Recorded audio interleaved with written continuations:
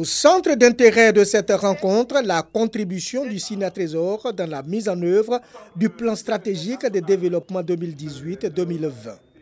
À l'unanimité, les 266 délégués du syndicat national des agents du Trésor public ont réaffirmé leur engagement à soutenir l'action gouvernementale. Un engagement qui passe par une bonne organisation de leur syndicat.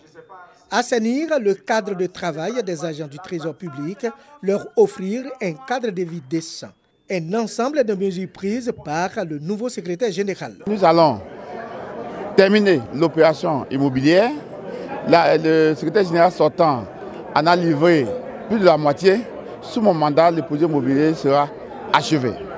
Nous allons envisager également la construction d'un nouveau siège digne de nos syndicats. Nous allons faire en sorte que là où les agents n'ont pas une lisibilité en termes de profil de carrière, nous allons négocier avec les partenaires pour que le profil de carrière soit respecté, pour permettre à chacun d'espérer des lendemains meilleurs. De 2018 à 2019, le Trésor public de Côte d'Ivoire devra mobiliser 1 310 milliards de francs CFA, soit près de 2 milliards d'euros, sur les marchés monétaires et financiers pour le financement des travaux publics et également faire face aux dettes extérieures. Plusieurs chantiers sont en cours, entre autres le renforcement de la mobilisation des recettes fiscales, l'amélioration du recouvrement des dettes non fiscales, l'optimisation des ressources des collectivités territoriales et des établissements publics nationaux. Des chantiers dont l'aboutissement nécessite l'implication des syndiqués du Sina Trésor.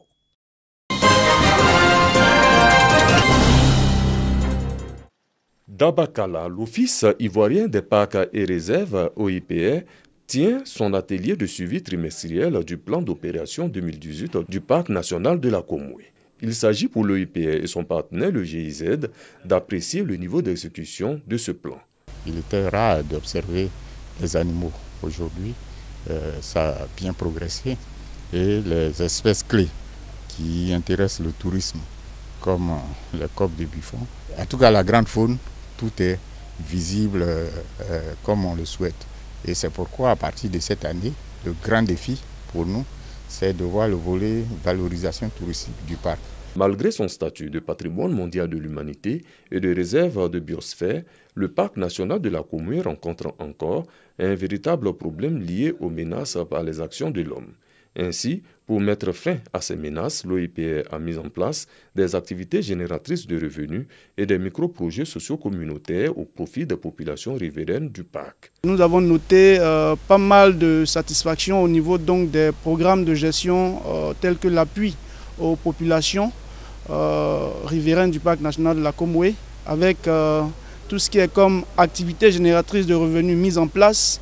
Le parc national de la Komoué s'étend sur une superficie de 1 149 150 hectares.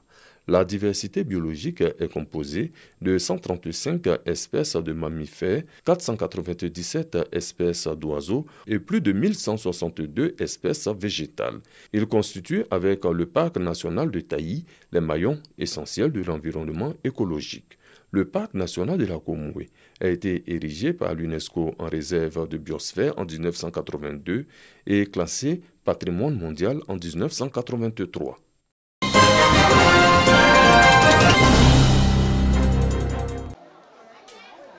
Grand marché de Toumoudi. Sonia Yoboué prend son temps à parcourir les étals des vendeuses. La jeune dame est à la recherche d'ingrédients pour aller faire sa cuisine. Après plusieurs tours des étals, elle a pu trouver tout ce dont elle avait besoin. Les produits vivriers ne manquent pas sur le marché de Toumoudi.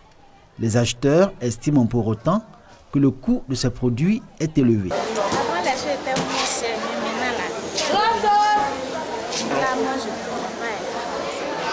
Peut-être c'est les gens qui voient là, ou bien si c'est le transport. Cher les prix de produits vivriers à Toumoudi, disent les populations. Les vendeuses, elles, s'en défendent.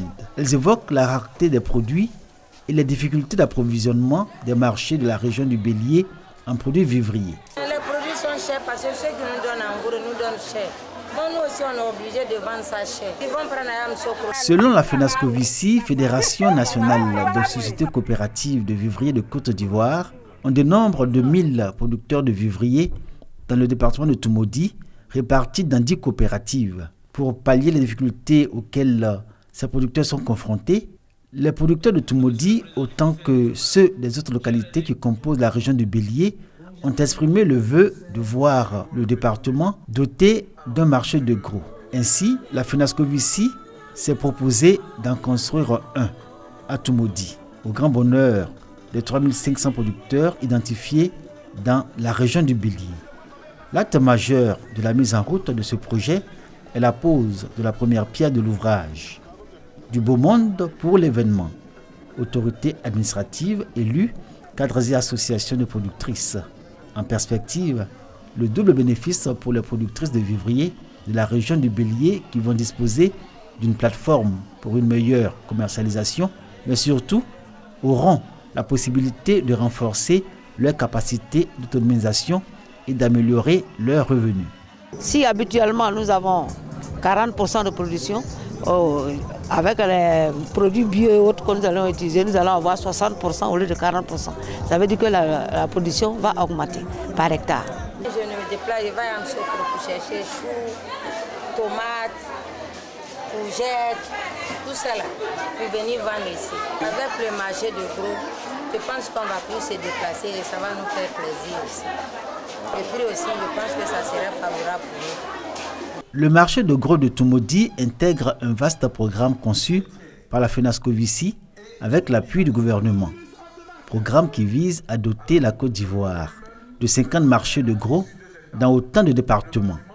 Il s'agit du PAPV-SA, programme d'appui à la production vivrière et la sécurité alimentaire. L'enjeu in fine est de rendre la Côte d'Ivoire autosuffisante en produits vivriers. Dans cette perspective, la FENASCOVICI multiplie les partenariats.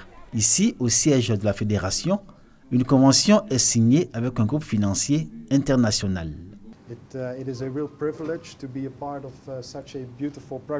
C'est un privilège de prendre part à un tel projet aussi important qui prendra donc en compte la sécurité alimentaire et qui va aussi garantir beaucoup d'agendas liés à cela.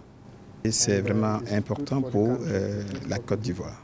Ces partenaires, ça fait près de 6 mois qu'on échange.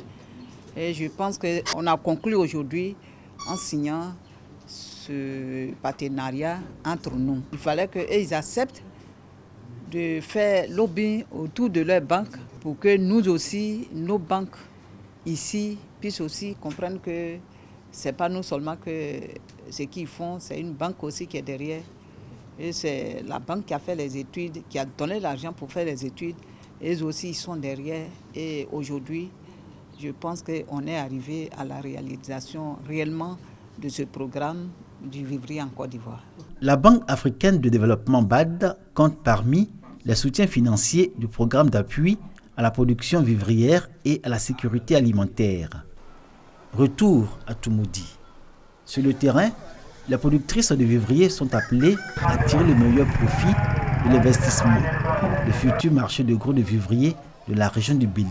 Maintenant, avec ce programme, il y a une banque, même si tu as vendu 60 000 francs, tes 60 000 francs là, les 56 000 seront sur ton compte. Et tu vas seulement avec 4 000 francs à la maison.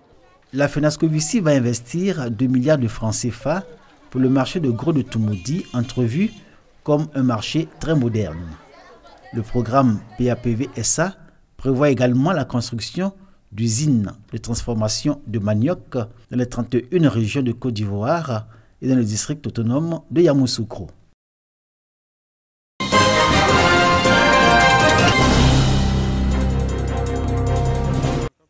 À Sikak-Polessou, un village de la sous-préfecture de Kwadjo-Blekro, dans le département de Bokanda. Créé en 2004, ce village amorce difficilement son développement. Le raccordement au réseau électrique annoncé en 2010 tarde à se faire. Une situation qui, selon les populations, ne favorise pas le développement économique du village. Depuis 2010 par là, les poteaux sont placés Les fils électriques sont installés avec les lampes et même le transport est déjà en place. Il restait seulement à nous connecter au réseau national. Et depuis, nous avons écrit à des autorités. Jusqu'à présent, le travail n'est pas encore fait. Nous avons besoin d'être connectés au réseau national.